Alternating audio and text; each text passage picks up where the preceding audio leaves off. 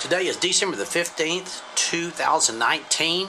I know I've been making a bunch of videos lately about mercury vapor rectifiers, but there seems to be quite an interest in them, and while I'm at it and while I have this opportunity, I thought I would make one more. I got these two rectifiers in today. This is 6 that I have now. I know 2 are good and 2 are bad. These are the 2 that showed up today. It's Sunday. They were special delivery today. That's amazing. I think USPS contracts with UPS or FedEx or something. But anyway, I got to show you this. Here's when they were packaged. May the 18th, 1944. I don't know how well you can read that, and then here's the other one. May the 25th, 1944. I think you can see the 44. I don't know. There's just something really special about that to me, because it was actually still during the active World War II that these things were made and packaged. I don't know. Well, I don't know why I like that, but anyway, I do. I have not tested these yet, but this is the test method I came up with the other day, and I made a post on them. I was just thinking, I have 6 of these. I hope 4 turns out good. Of the 4 I had, the first 4 I got, 2 were good and 2 were bad. I've also got 6 866s, and I've already mentioned 2 of which will not work at high voltage. And then I've got 4 816s. They all work at the low voltage. I don't know how they do at high voltage. So you see, I guess the point I'm making is they can be good at low voltage and not at high, and what have you, but you're going to have to determine for yourself. Now, this is extremely dangerous. Well, it's not dangerous if I don't touch it, but this open power supply will be contained here pretty soon. I'll show you the whole setup here in just a minute. But I've got it set up. They've been warming up for about an hour. So let's see if it works. What I did is, you can see I've got the plate cap on one. The high voltage is not on now. Plate cap's on this one, and it's not on that one. Otherwise, it's a complete setup. So I'm a little anxious, but we'll see what happens. And then we'll, depending on whether it's good or bad, we'll end up swapping the plate cap. Let's see what happens.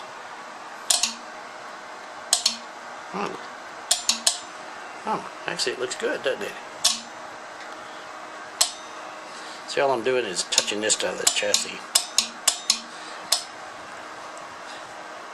Hey, wonderful. I would say that's good. I would say that's a good one. Because the other one is somewhat indescribable. Look like a Nixie tube. The whole anode glowed. It must have been contaminated. Okay. Well, now I've got to let I want to let these capacitors discharge over here. You know, I'll make a comment here. It was mentioned that why don't I use the big oil-filled capacitors? Well, that would be ideal. I agree. But I've got 12 of these things, and if I put them all in series, I've got, you know, wow, 12 times 450. You know, that's a staggering amount of voltage. I think it's 5,400 volts. And they're cheap.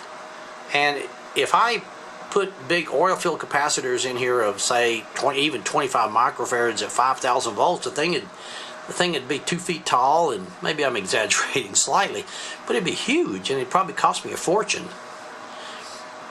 So that's why I go with these little cheap electrolytic capacitors, put them all in series, put equalizing resistors across them. I think you can see that string of equalizing resistors. And I've never had one go bad. I've never had any problem with this stuff. And I've been using it for years. So this is the way I build high voltage capacitors. I know there was some comments also about this fuse back here. Let me go back there.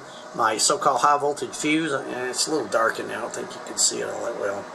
It's a fractional ohm resistor, and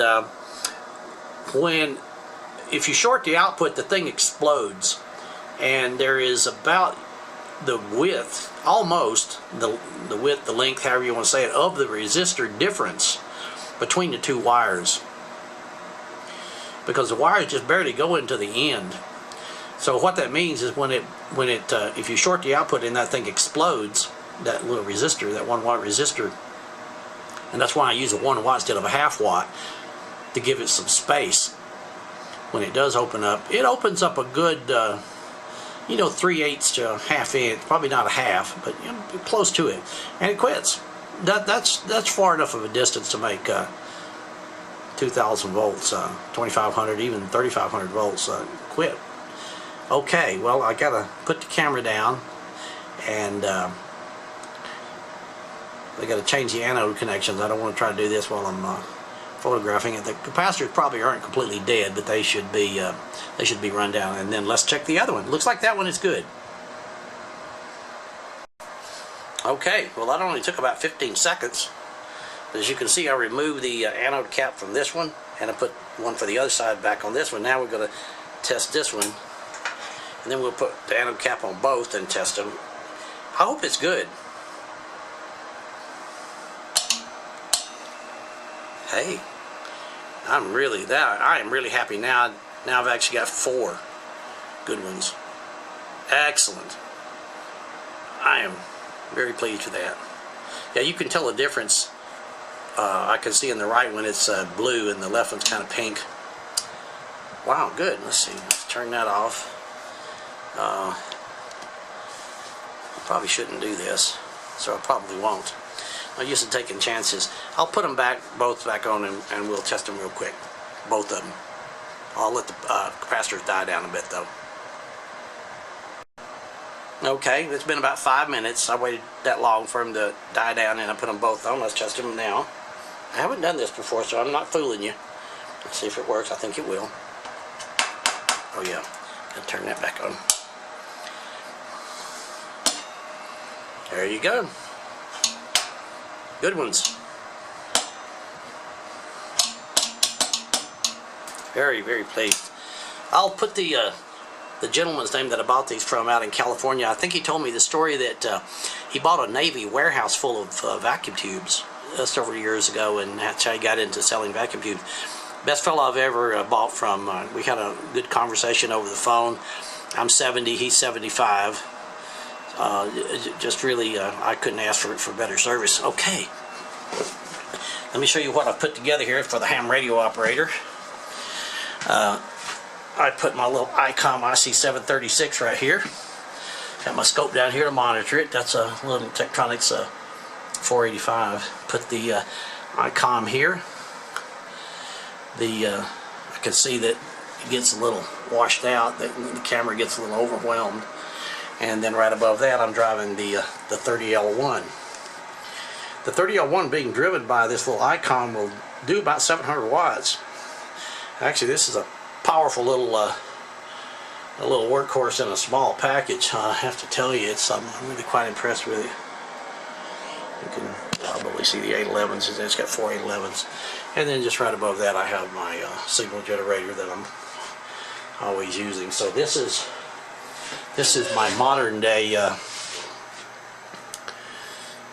rig. I still love the Collins stuff, and all this stuff is going to be moved out in the next few weeks when I get to working on it again.